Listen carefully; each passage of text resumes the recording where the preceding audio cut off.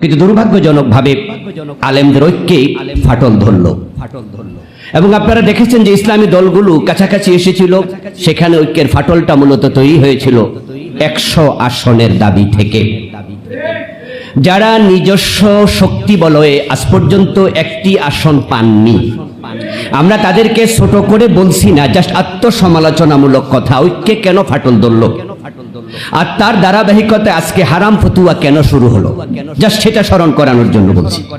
যারা আজ পর্যন্ত একটি সংসদীয় আসন জীবনে পাননি, তারা যদি 100 আসনের দাবি করে, তাদেরকে 100 আসন দেয়া হয় আর তারা সেখান থেকে মাত্র 10টি পাস করে, তাহলে 90টি ফেল করার মানে হলো নির্বাচনের আগে পরাজয় শুরু হয়ে যাবে। এজন্য তাদেরকে 100 আসন চাওয়াতে দেয়া হলো না, কারণ সে যোগ্যতা তাদের অর্জন এখনো হয়নি। তারা যখন 100 আসন চেয়ে পেলেন না, তখন তারা নিজেরা কিন্তু আলাদা হয়ে গেলেন।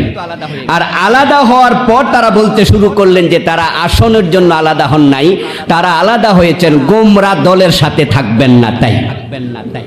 এবং যাদের নেতৃত্বে একসাথে হয়েছিলেন তারা ইসলাম চায় না, যেহেতু তারা ইসলাম চায় না, এজন্য তারা এখন আলাদা।